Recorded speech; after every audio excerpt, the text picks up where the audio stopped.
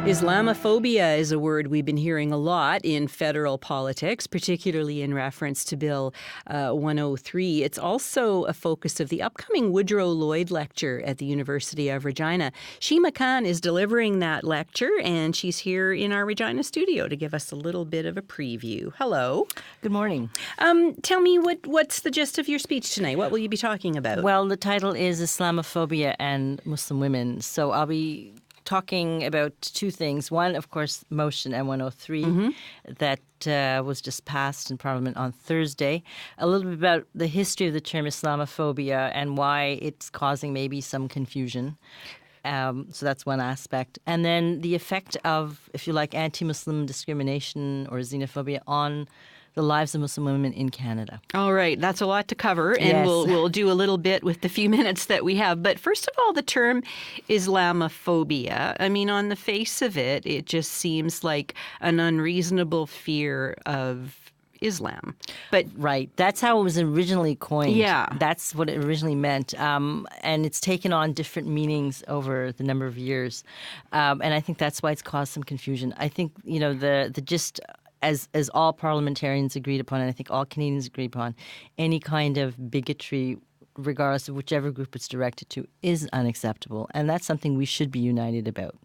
The confusion, I think, is Islamophobia, because then some people think, well, then you can't criticize Islam.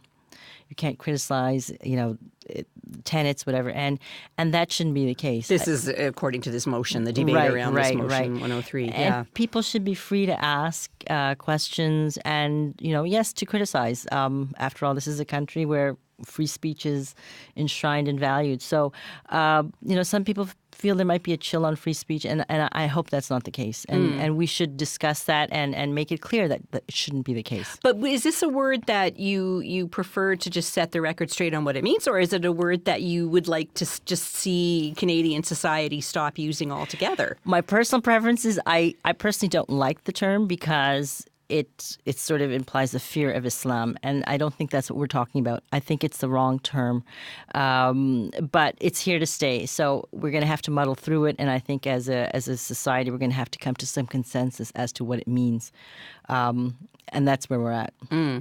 M103, what impact do you think that's going to have realistically in Canada? I don't know how much of an impact. In fact, there was a poll that just came out on Thursday from Angus Reid. 42% of Canadians would have voted against this motion and only 29% for.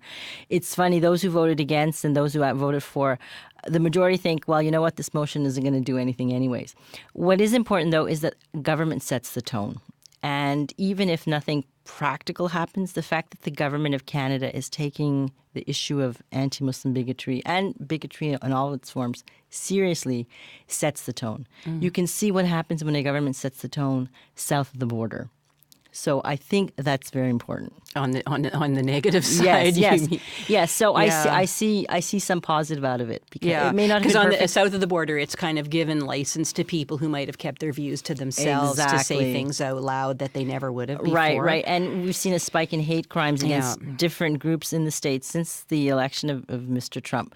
So government does have the responsibility to set a tone. It may not be perfect, but that's what democracy is about. It's messy, and I think Canadians should voice their opinion, saying, well, we don't quite like that. We don't think it's quite right. That's perfectly fine. Yeah. You're speaking tonight about Islamophobia and not Muslims, Muslim women specifically. Right. So Right. what are the unique concerns and perspectives of Muslim women? Right. So this is, again, based on a poll done by Environics Institute about a year ago about how Muslims felt about Canada. And overall, Muslims across this country are very proud of this country, very happy in the direction the country is taken. But it's funny when you look at the gender lines, Muslim women are not as optimistic as Muslim men. They're more worried about things like stereotyping, discrimination, about the future for their children. Why do you think that is? Well, it's interesting. About 40% of Muslim, 2 out of every 5 Muslim women has experienced some form of discrimination. Have you yourself? Personally, your life? I mean, I've been asked. I remember after I came back from, after finishing my Harvard PhD, I came back to Quebec to Montreal for a job interview, and one of the first things I was asked was, "Do you have to wear this thing on your head?" Really? I wear a hijab, and my answer was, "If you think I qualify with my, with my qualifications to do the job, hire me. What I wear has nothing to do with it." So I've experienced it, and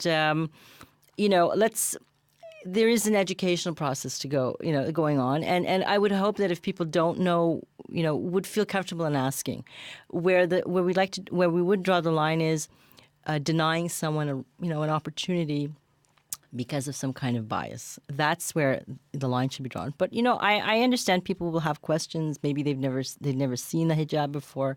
That's perfectly great. Come and ask. Ask me anything. What's the strangest question you've ever been asked doing one of these things? Well, not when. Actually, the strangest thing actually happened to a friend of mine. We were in Boston. This is like 25, 30 years ago in the Irish part of Boston, and she's Caucasian. She's a convert, and she was wearing a white hijab, and she was walking towards me past some swings at a park, and there was a father swinging his child, and I saw the child pointing to her and saying something, and my friend walked past and then comes to me, and she's suppressing her laughter, and then she bursts out and she said, what happened? I asked what happened. She said, the boy saw me and he said, "Look, Dad, here comes God." Here comes God. Because he thought she was like Mary, mother of That was the strangest. Yeah. All right. Well, I hope you don't get questions or comments quite that strange tonight. But thank you so much for coming in and talking to us this morning.